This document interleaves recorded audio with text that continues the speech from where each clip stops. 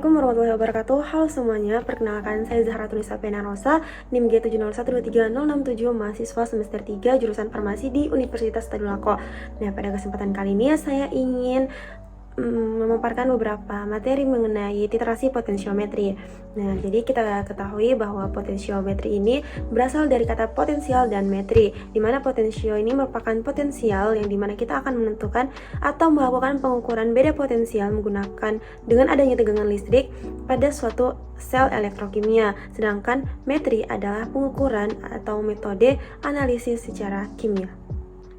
Kita ke prinsip titrasi potensiometri, yang dimana prinsip dari titrasi potensiometri yaitu larutan sampel dengan volume tertentu ditempatkan dalam gelas beaker atau Erlenmeyer dan larutan penitar atau titrannya ditempatkan dalam buret. Saya akan memberikan sebuah ilustrasi. Nah, ini salah satu ilustrasi saja ya teman-teman. Jadi di sini ada alat voltmeter yang digunakan untuk menunjukkan besarnya potensial listrik atau tegangan listrik yang dihasilkan saat elektron mengalir dari anoda ke katoda. Nah, jadi aliran elektron melalui kabel yang dihubungkan antara elektroda yang satu ke katoda, di tengah-tengahnya dipasang alat voltmeter untuk membaca besaran potensial listriknya.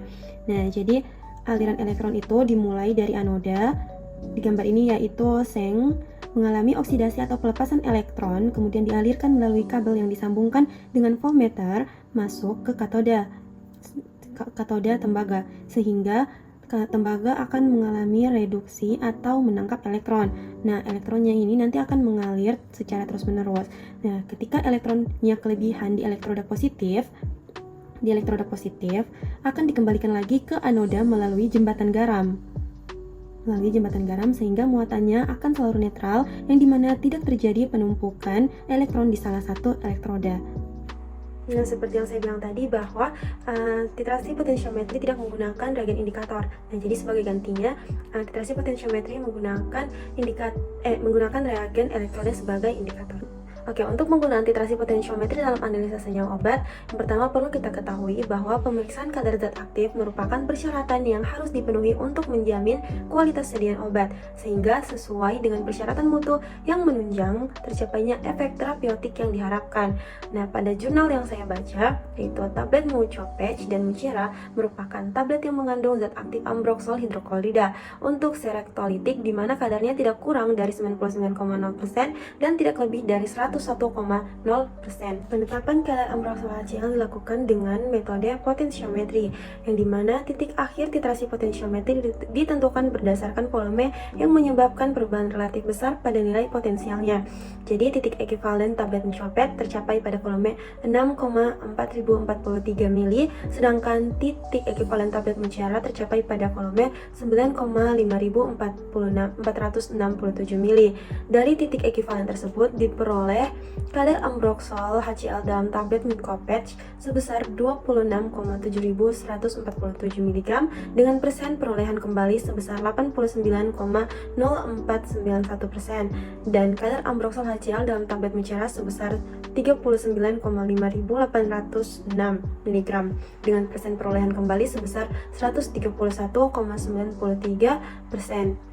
Nah, berdasarkan hasil tersebut, kadar ambroxol HCl tidak sesuai dengan kadar yang tertera pada etiket dan persyaratannya. Sekarang kita masuk pada perhitungan titik akhir titrasi potensiometri. Nah, di sini ada data. Kita menggunakan sampel asam salisilat, di mana data sampel yaitu berat sampel asam salisilat sebesar 210 mg, konsentrasi NaOH-nya 0,1 m, dan MR asam salisilat adalah 138,12 gram per mol. Nah, pertama 1 mol NaOH itu yaitu M kali V, di mana V ini adalah titik akhir titrasinya, yaitu 0,1 dikali 0,01. Yang kita dapatkan adalah 0,001 mol. Terus yang kedua kita menghitung berat sampelnya, yaitu mol dikali itu mol kali MR. Jadi molnya itu 0,001 dikali MR-nya ini 138,12 gram per mol, didapatkan 0,138 gram dan diubah ke miligram menjadi 138 mg. Selanjutnya 138 mg ini akan dibahagi dengan berat sampel asam salisilat tadi dikali 100% dan didapatkan 65%. Nah teman-teman, itu tadi yang dapat saya sampaikan. Semoga dapat bermanfaat bagi kita semua, terutama bagi kalian. Semoga kalian dapat memahaminya. Terima kasih sudah menonton video saya dan sampai jumpa di video selanjutnya. Terima kasih. Assalamualaikum warahmatullahi wabarakatuh.